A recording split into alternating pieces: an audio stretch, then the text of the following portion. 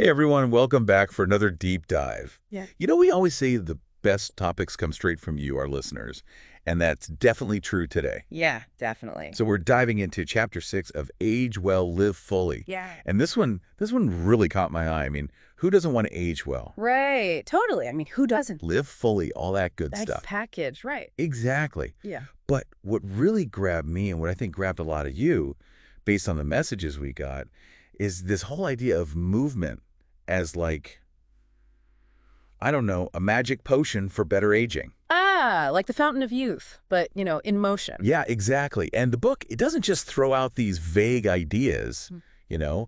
it's packed with solid advice. Oh, yeah. It gets specific. Like actual things you can do starting today. Absolutely. It's not just like move more and hope for the best, right? Right. So we're going to break all that down today. What I loved right off the bat is that the chapter says flat out there's a way for everyone to benefit from movement. It's not just for gym rats or marathon runners or whatever.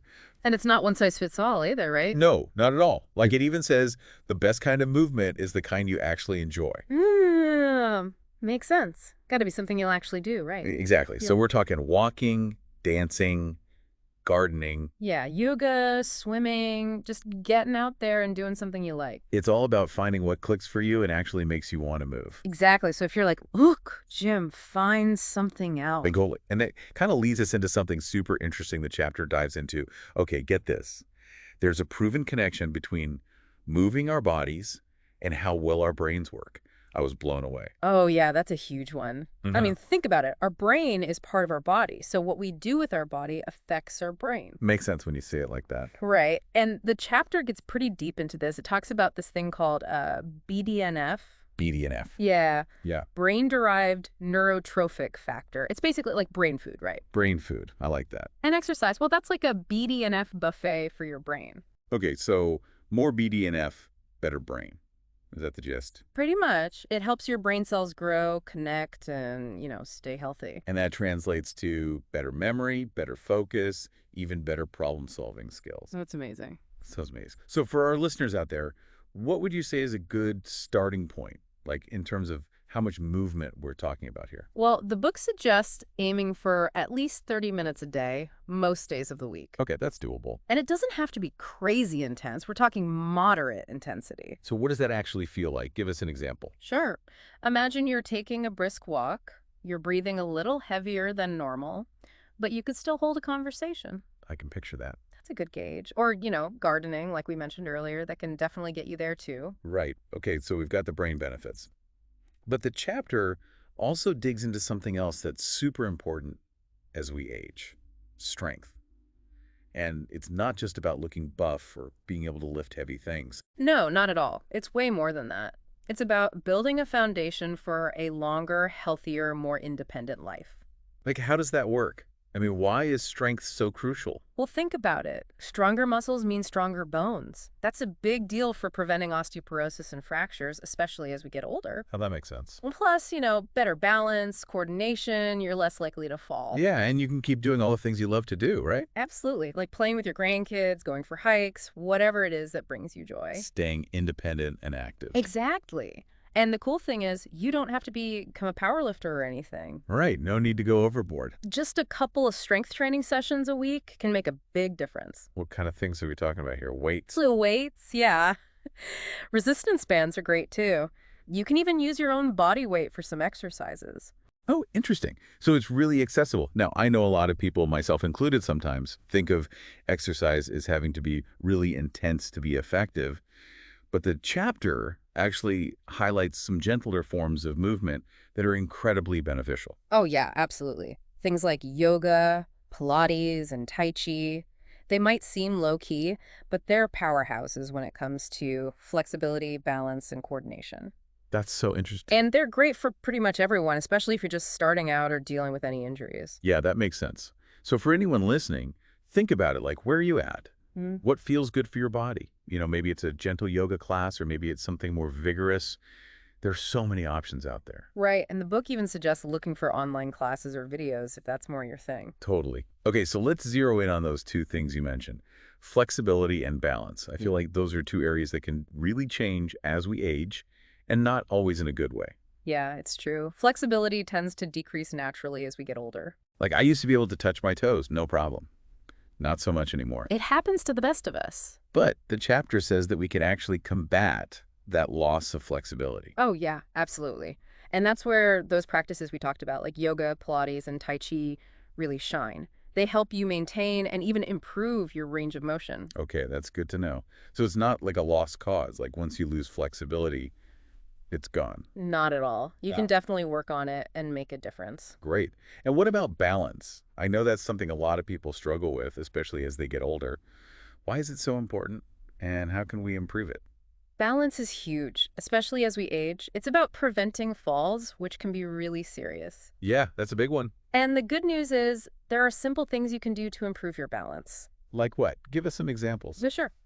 Standing on one leg for a little bit each day is a great one. You can hold on to something for support at first if you need to. Okay, that sounds doable. And then there's heel-to-toe walking, kind of like you're walking a tightrope. Oh, I've seen people do that. It's great for challenging your balance. Even just being mindful of your posture throughout the day can help. Right, like standing up straight and tall?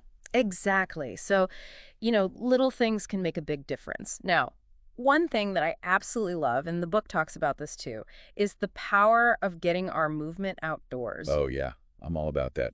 Mhm. Nothing beats a good walk in nature. Right. It's like a double dose of goodness. You're getting your exercise and you're soaking up all the benefits of being in nature. Stress relief, mood boost, fresh air, vitamin D. Yeah, the whole package. Now, the chapter also mentions this thing called proprioception. To be honest, I wasn't totally familiar with that term. What is it exactly? So proprioception, it's basically your body's awareness of where it is in space. Okay. It's that sense that lets you move without having to constantly look at your limbs. Like when you're walking upstairs in the dark. Exactly. You don't have to see your feet to know where they are. That's proprioception at work. Oh, I get it. And it's super important for balance, coordination, and preventing injuries. So how do we improve our proprioception? Great question. There are certain exercises that really challenge it. Things like standing on an unstable surface, like a wobble board, or even just a pillow, Interesting. or try balancing on one leg with your eyes closed. Ooh, that sounds tricky. It is, but it's great for honing that internal sense of body awareness. Okay, so we've talked about a lot of different ways to move our bodies, but now I want to touch on a topic that affects a lot of people, chronic pain.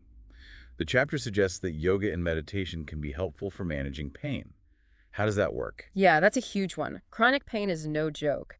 And what's interesting is that yoga and meditation address both the physical and mental aspects of pain. Okay, so like a two-pronged approach. Exactly. So yoga, with its focus on stretching, strengthening, and breath work, it can help alleviate some of the physical tension and stiffness that often contribute to pain. Right.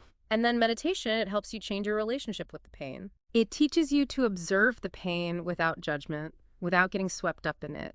It helps you cultivate a sense of peace and acceptance, even in the midst of discomfort. So it's not about making the pain go away completely, but about learning to manage it better. Right. It's about finding a way to live well, even with pain.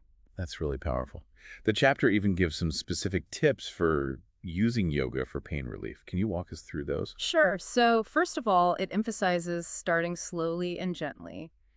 No pushing yourself beyond your limits. Makes sense. Listen to your body and choose poses that feel good. So it's about being mindful. Exactly. And then deep breathing is key. It helps relax your muscles and calm your nervous system. Okay, I can see how that would be helpful. And lastly, the book suggests incorporating a specific type of yoga called restorative yoga, which is all about relaxation and letting go. Oh, I've heard of that. That sounds really nice. It is. It's a great way to unwind and de-stress, which can in turn help reduce pain. Now, before we wrap up, I want to highlight one more practical exercise the chapter outlines.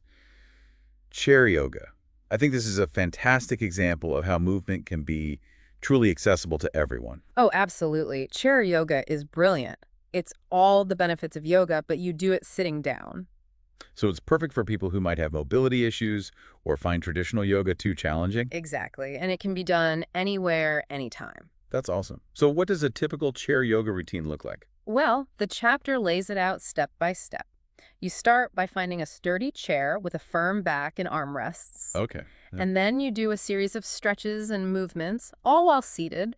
Things like reaching your arms overhead, twisting your torso, circling your shoulders. That's gentle. It is. And then you can do Oh. some leg strengthening exercises like chair squats and leg raises. Oh, I can see how those would work. And of course, there's a focus on deep breathing throughout the practice. So even though it's gentle, it's still a full body workout. Exactly. And it's amazing for improving flexibility, strength, balance, and reducing stress. Love it.